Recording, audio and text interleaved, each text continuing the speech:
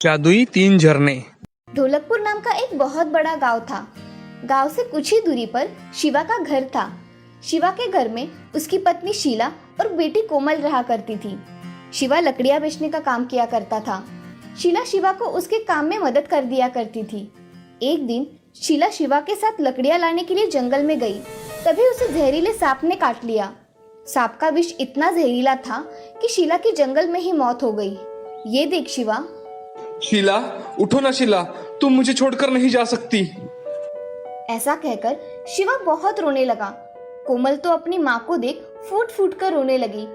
जैसे तैसे शिवा कोमल को संभालने लगा, मगर कुछ ही दिनों में उन दोनों के खाने के लाले पड़ने लगे। इसीलिए शिवा ने दूसरी शादी कर ली। शिवा की दूसरी पत्नी सुधा दिखने में बहुत ही सुंदर थी। उसको एक बेटी थी जिसका नाम था गौरी। गौरी दिखने में खूबसूरत होने के कारण हमेशा कोमल को बदसूरत कह के कोसा करती थी। एक दिन सुधा घर में खाना बना रही थी, तभी कोमल को बहुत भूख लगती है। कोमल सुधा से, माँ, मुझे बहुत भूख लगी है, कुछ खाने के लिए दो ना। ये सुबह की सब्जी रोटी है, यही खा लो। माँ, मुझे सब्जी रोटी छोड़ के दूसरा कुछ खाने को दो ना। घर में सब्जी रोटी ही है, खाना है तो खाओ वरना भूखी रहो। ऐसा कहकर सुधा वहाँ से गौरी के लिए फल की प्लेट लेकर चली जाती है। ये देख कोमल की आंखों में आंसू आ जाते हैं। वो चुपचाप से सब्जी रोटी खाकर अपने कमरे में चली जाती है। सुधा कोमल के साथ हमेशा सौतेला व्यवहार किया करती थी। उसे कोमल अच्छी नहीं लगती थी। 4 दिनों के लिए शिवा काम के सिलसिले में शहर चला जाता है। तभी सुधा मन ही मन बहुत खुश हो जाती है। पहले ही दिन सुधा ने कोमल से, कोमल, ये जरा बर्तन साफ कर देना और बर्तन हो जाने के बाद कपड़े भी धो लेना। जी माँ। बेटा गौरी, तुम यहाँ आओ, हम टीवी देखेंगे। हाँ माँ। ऐसा कहकर सुधा गौरी के साथ टीवी देखती है। कोमल को ये देख बहुत बुरा लगता है। वो काम हो जाने के बाद अपने कमरे में जा रही थी, तभी सुधा उसे झाड़ू लगाने के लिए कहती है। कोमल चुपचाप से घर को झाड़ू लगाती है और अपने कमरे में चली जाती है। कमरे में जाते ही कोमल बहुत रोने लगती है। माँ, तुम मुझे छोड़ के क्यों चली गई? ये नई माँ अच्छी नहीं है, मुझे प्यार भी नहीं करती। ऐसा कहकर कोमल बहुत रोती है और कुछ देर में सो जाती है। अब शाम हो जाने के कारण सुधा कोमल से, अरे कोमल की बच्ची, शाम होने को है और तुम अभी भी सो रही हो, उठो। ऐसा कहकर सुधा उसे ताने मारने लगी। तभी कोमल की नींद खुल जाती है और कोमल उठकर सुधा से, माँ, मेरी आंख लग गई थी। घर में कितने काम पड़े हैं, वो कौन करेगा, चलो। माँ, मैं अभी आई। ऐसा कहकर कोमल उठकर काम करने चली जाती है। सुधा उसे बहुत सारे काम बताकर खुद आराम किया करती थी। अब एक दिन सुधा ने कोमल को जंगल में लकड़ियां लाने के लिए कहा। कोमल, जंगल से लकड़ियां काट कर लाओ। माँ, तो मुझे दूसरा कोई भी काम बताओ, मगर ये लकड़ी काटने का काम मत बताओ। तुम्हें आज लकड़ियां ही काट कर लानी पड़ेगी, नहीं लाई तो इस घर में वापस मत आना। माँ, मुझे सच में लकड़ी काटना नहीं आता। तुम्हें लकड़ियां काटना नहीं आता तो इसमें मैं क्या करूं? जाओ, जल्दी जाकर लकड़ियां काट कर लाओ। कोमल रोने लगती है और सुधा से कहती है, माँ, मुझे जंगल जाने के लिए डर लगता है, मुझे वहां मत भेजो। तुम्हें कुछ नहीं होगा। तेरे जैसे सावली और दिखने में बदसूरत लड़की को भला क्या हो सकता है? कोमल ये बात सुनकर बहुत ही रोने लगती है। कोमल रोते हुए जंगल की ओर जाने के लिए निकलती है। जंगल में जाते समय उसकी नजर जंगल के पेड़ों पर पड़ी। जंगल के पेड़ बहुत ही सुंदर थे। आगे जाकर कोमल को अपनी माँ की याद आने लगी। वो एक जगह बैठकर बहुत रोने लगी। हे भगवान, मेरी माँ अगर होती तो मुझे कितना प्यार करती। ऐसा मन ही मन सोचकर कोमल अब बहुत रोने लगी। रोने की आवाज सुनकर वहाँ जंगल की परी आ गई। परी कोमल से, क्या हुआ बेटी, तुम इतना क्यों रो रही हो? आप कौन हो? मैं इस जंगल की परी हूँ, तुम क्यों रो रही हो?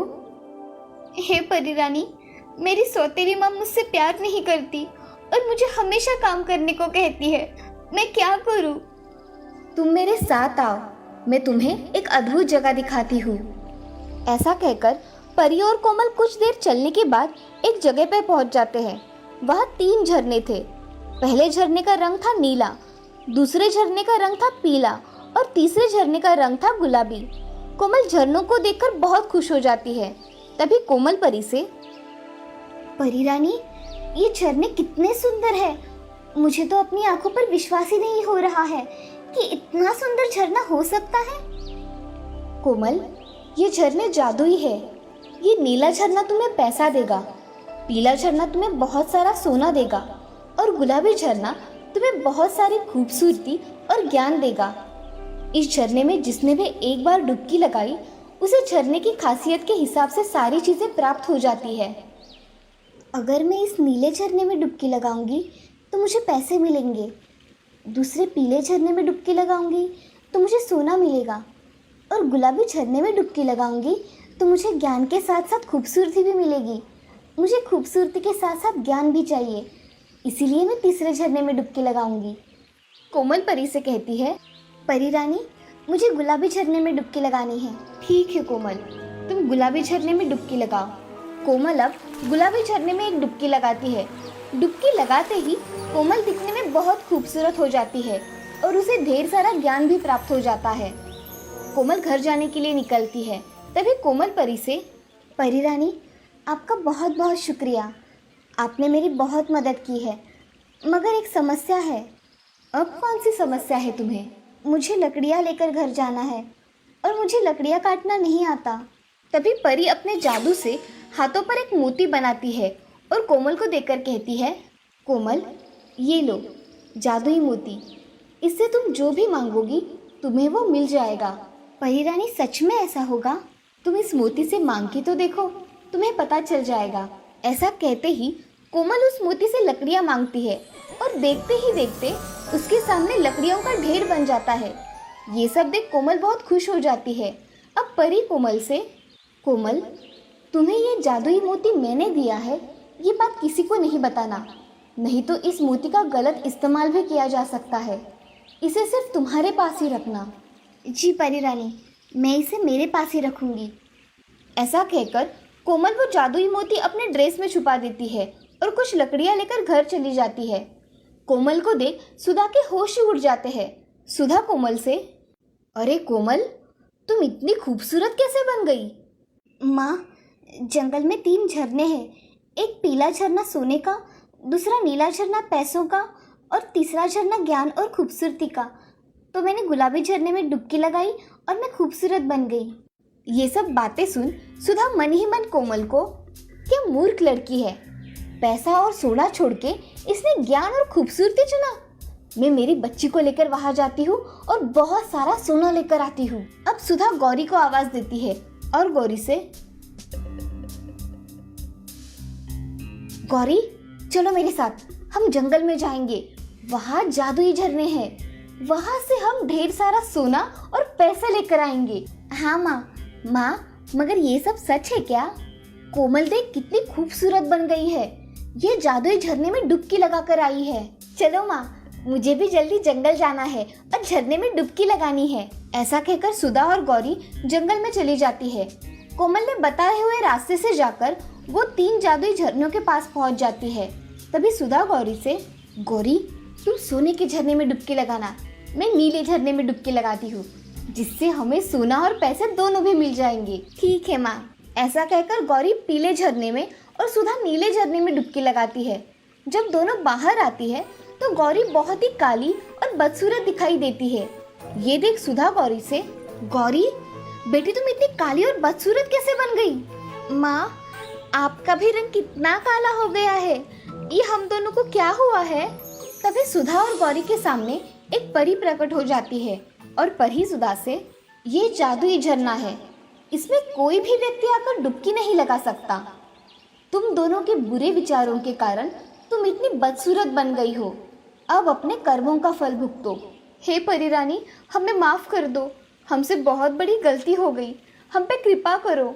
ये झरना जैसी व्यक्ति वैसा फल देता है, मैं इसमें कुछ नहीं कर सकती। तभी वहाँ कोमल आ जाती है। कोमल परी रानी से, परी रानी, आप इन्हें माफ़ कर दो, इन दोनों को इनकी गलती का एहसास हुआ है, यही बहुत है, इन्हें पहले जैसा बना दो।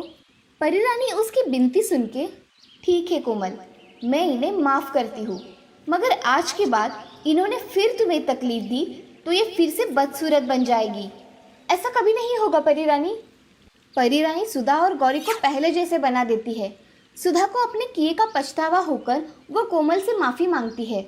मुझे माफ़ कर दो कोमल, मुझसे बहुत बड़ी गलती हो गई। मैंने तुम्हें बहुत तकलीफ दी, मुझे माफ़ कर दो। नहीं माँ, तुम माफ़ी मत मांगो। ऐसा कहकर कोमल और सुधा गले लग जाती है। अब तीनों एक साथ खुशी खुशी रहने लगती है और ये सब जादुई 3 झरनों की वजह से हो पाया था। इस कहानी से हमें ये सीख मिलती है कि जिंदगी में हमेशा अच्छा वर्तन करना चाहिए। अच्छा वर्तन हमेशा सही दिशा की ओर लेकर जाता है।